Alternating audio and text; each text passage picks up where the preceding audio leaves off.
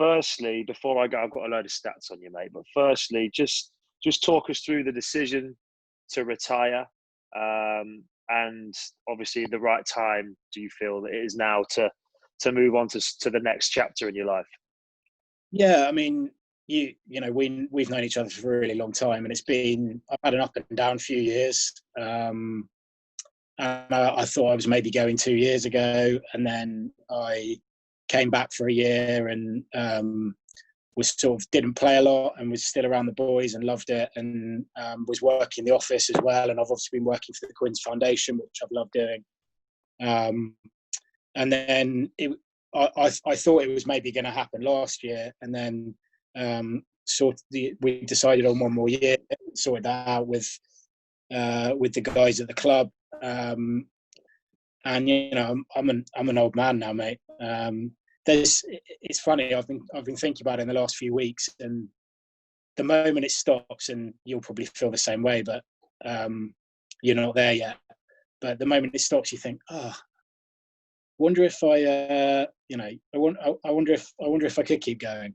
And in a lot of ways, I'm lucky to have that decision, because we know a lot of people who didn't get that chance, gets taken out of their hands. The vast majority of my good mates that are no longer playing didn't get the decision on when they could end, and it had to end at some time. I've known that for a long period of time. I wanted to still be playing well and contributing. Hopefully I've done that in the last year with the club. But yeah, I'll miss it. I'll miss it massively. But it feels like, you know, it feels like at some point you have to realise that it's a brutal game. I'm not getting any younger. We train very hard. The game's tough. I've got 3 kids and a wife, and I want to go off and be able to run around in the garden with them and not totally ruin myself. And, you know, there's other stuff in the future which I want to achieve as well. So, yeah, it's a funny one. I mean, it feels funny at the moment. Like it's been in my head for probably a year and a half that this was going to be when it finished, but then now it kind of has. So 17 years a Harlequin, 251 appearances, 10,226 minutes in the jersey. Only 6 tries, Mark, which we'll come back to that.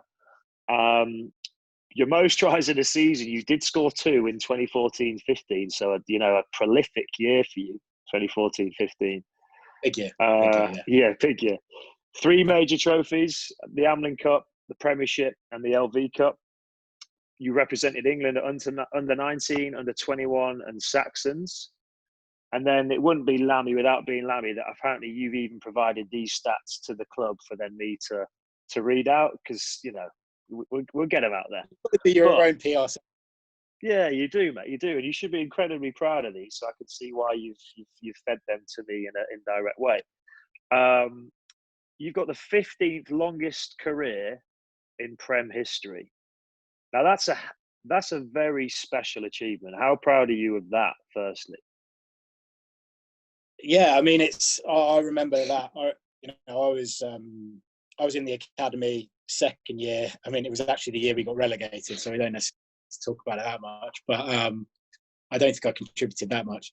And it was different back then. You know, we didn't train with the first team. We were off on our own thing with Colin, and there was just a raft of injuries. And I was just a tight head back then.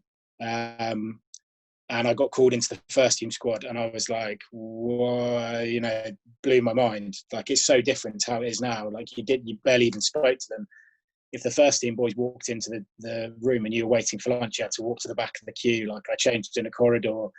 Like, you couldn't really talk to anyone. And that was the way it used to be back then. And I got called up into the squad, made my debut away at Worcester off the bench. And then the following week, the guy who'd started tight head, Maurice Fitzgerald, got injured in that game, and then I had to start Gloucester away at Kingstone when I was 19. And yeah, I've never been more nervous in my whole life. I was so scared. Didn't feel I was ready. Didn't think I could do it. Surrounded by just legends. Andre Vos was captain, who's probably the bloke I've looked up to most in my whole career. And I played about 70 minutes. We just lost, and anyway, we ended up going down at the end of that season. And then the week after was the one where truly I was like, well, I've got so much to learn in this game. Went back onto the bench the following week. We played Leicester at home, and their pack, and this was, bear in mind, this was 2004, so it was a year after England won the World Cup. Their pack was Roundtree, Shooter, White, Johnson, Kay, Moody, Back, Corrie. Wow. And I came off the bench playing tight head against Wigg, who obviously then ended up being our forwards coach. With about 20 minutes to go, we had 3 scrums. I got torn to pieces so badly in the scrum. The first one was bad, the second one was pretty bad, and the third one, I think they walked me back about 10 metres. And Mark Lambert then subbed me back off. So I was a sub that got in my third. But, I played against those guys. So that's just a sign of how long ago it was. That's nearly 16 years ago. 251 games. Can you pick out maybe your top 3 moments in those? I love a list. So I'm sure you've written down a few, have you? I love a top 5 list of things. Have you gone 5? You've gone 5, have you? No. Well, you've obviously got the trophies, right? When you're with a group of boys that you share experiences with and you graft with and you build an identity with and you go and win stuff, that's amazing. And everyone will always say that those moments are just the payoff for all that hard work, and it's incredible.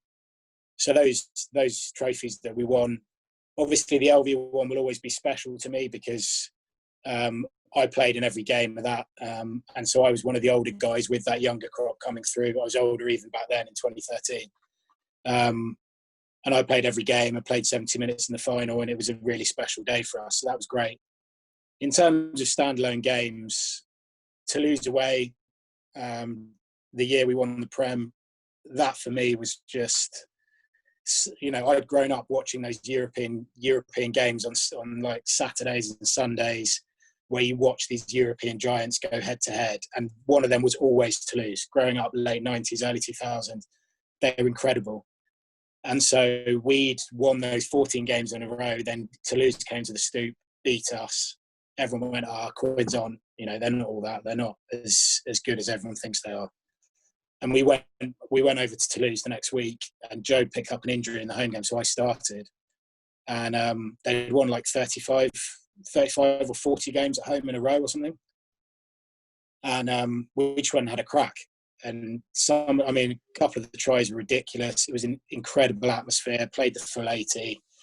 That was and it was just like what you think of as a kid when you're watching on TV with this, like, against this incredible French team with a full, like, baying French crowd, and to go and win that game was amazing. And actually, I think that was one of the games that gave us the confidence to go and win the league, I think. And then my 150th game away, again, was another European Cup game, but was Wasps away. We won that game. It was one of the first games in the Champions Cup when it got remodelled, and we got a penalty try, which won us the game basically from a scrum. So that was pretty special. And then you've got like the Sarries games at home and Tigers at home. Loads of games at a full stoop under lights, big atmosphere. I love those games. The 250th and a fully packed Stoop with your kids, that must be a really special feeling that you can go, okay, that was kind of the final game. Do you know what I mean? Was that as special as it kind of looked from the outside?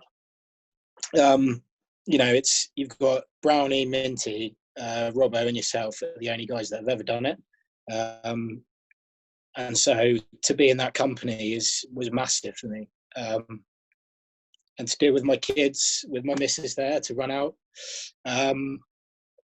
with all my family.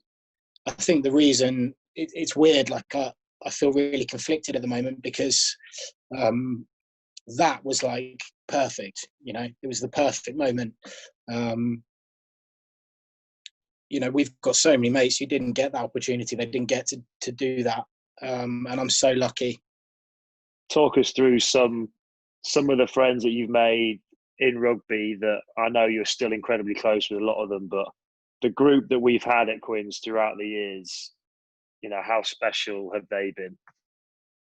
Yeah, massively. And that's what I mean.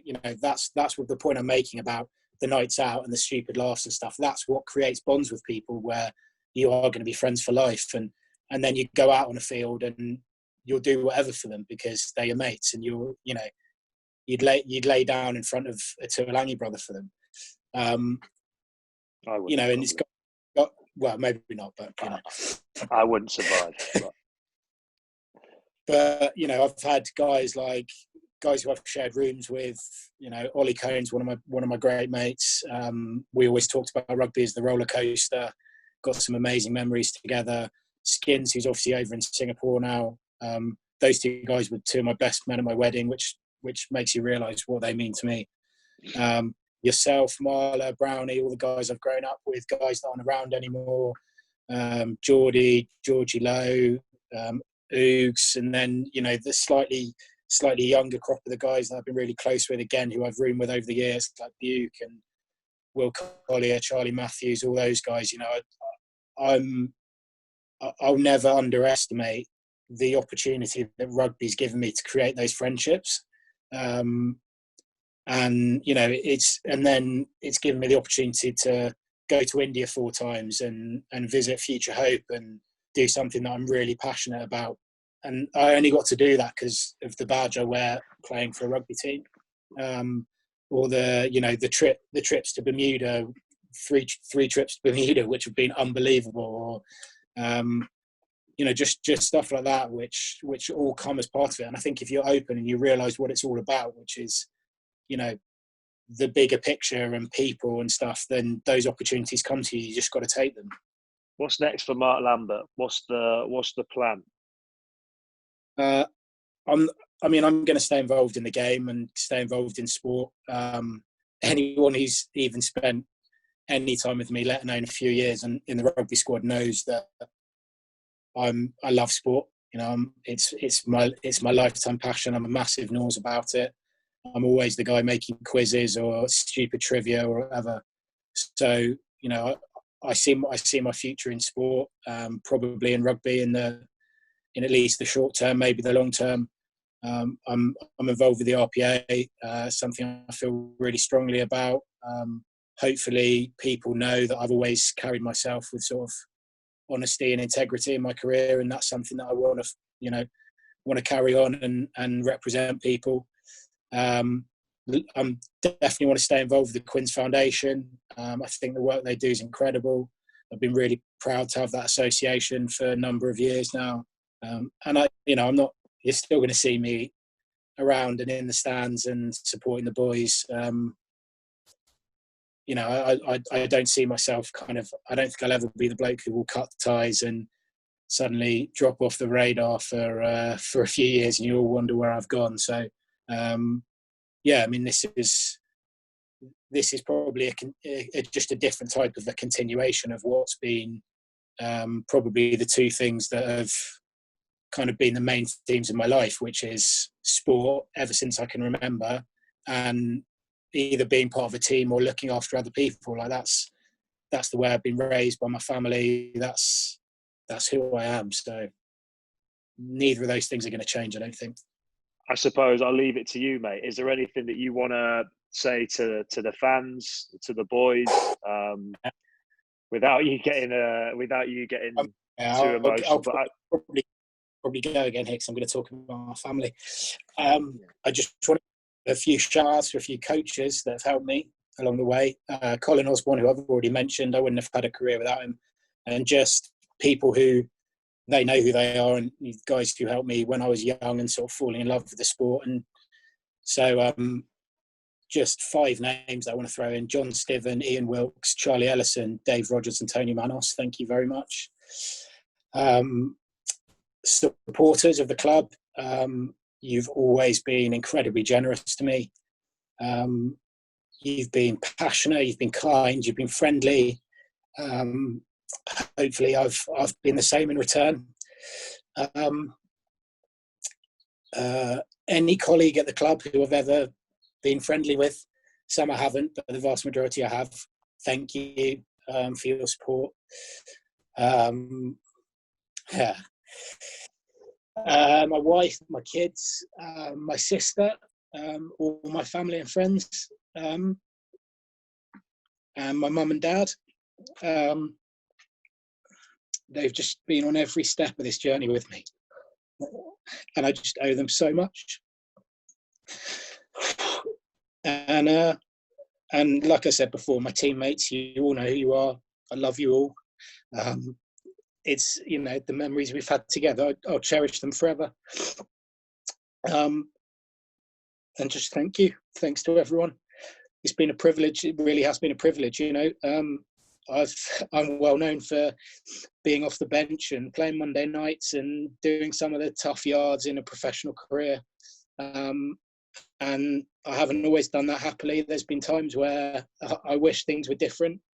But I can honestly say every time I've pulled on that shirt, whether it's on a Monday night when I didn't want to play in the game, or whatever, I've always taken a moment. I've looked at that shirt, I've looked at that badge, and I've realised it's a privilege. And yeah, it's been an amazing journey. So thank you.